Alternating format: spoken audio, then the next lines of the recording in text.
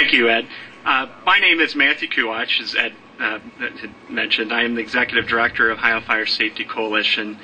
And the Ohio Fire Safety Coalition is a not-for-profit organization, and it's made up of folks from the fire protection industry, fire service, and community members.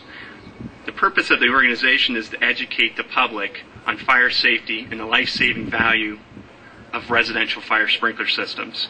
I would like to take this opportunity to thank all who have attended and participated in today's event. Additionally, I would like to thank Kent State University for hosting the National Fire Safety Month kickoff, Ed Camo from Campus Fire Safety, Turnbulls who made it up from Cincinnati to be with us today. They'll be speaking after me. Kent Fire Department and all the agencies that have come here to participate in the educating of students and the community at large.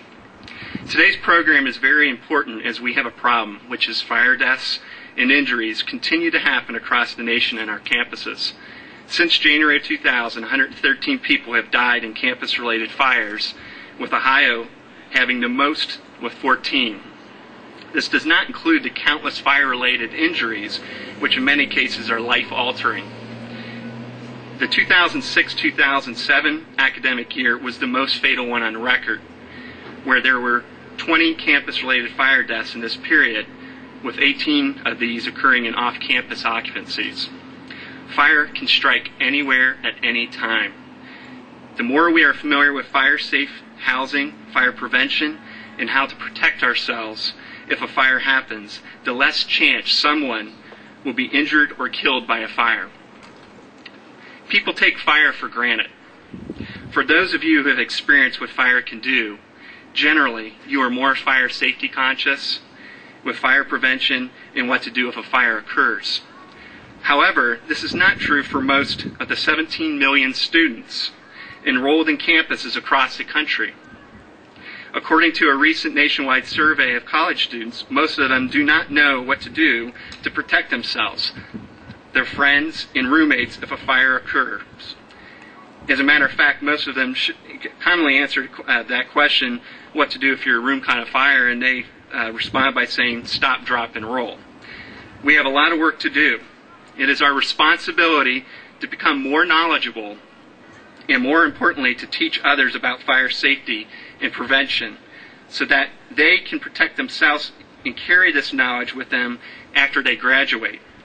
Almost 4,000 people die in fires across the nation each year in all occupancies, and most of these fires were preventable. Unfortunately, the general public just does not know how to prevent these tragedies from occurring. But today we have 17 million opportunities across the nation to change that sobering fact. We are here today to accomplish that objective of educating the public about fire safety and prevention. Today we are reaching out to college students and their parents and the future parents of college students. However, the community and nation at large can benefit from today's message as well. According to Campus Firewatch, since January 2000, 80% of the campus fire fatalities were off campus, not on campus. And these were in such rented houses, apartments, etc., where about 2/3 of the students live, of that 17 million that I mentioned earlier. This compares similarly to the statistics for fire fatalities generally across the country, with over 80% of them occur in the home. If a fire occurs, knowing two ways to get out is critical. No matter where you are, in your residence hall, apartment house, movie theater, or resident, in addition, other actions such as responding to all alarms and checking a door before opening it can make the difference between life and death. By educating students along with their parents about fire safety and prevention, we hope that these lessons will stay with them when they move off campus, as well as a life-educating lesson to take throughout the rest of their lives. By making people aware of how to select fire-safe housing, both on and off campus, we can reduce tragic loss of life and injuries that occur each year. Some of the things to look for in fire-safe housing include fire and smoke alarms, enough exit and automatic fire sprinklers, both in residential halls and off campus. Unfortunately, the traveling public staying in hotels often have a higher level of protection than students attending our schools before many hotels are equipped with fire sprinklers. There has been never a multiple fire death in a properly installed fire sprinkler building. Commercial buildings have been known for years to have residential fire sprinklers.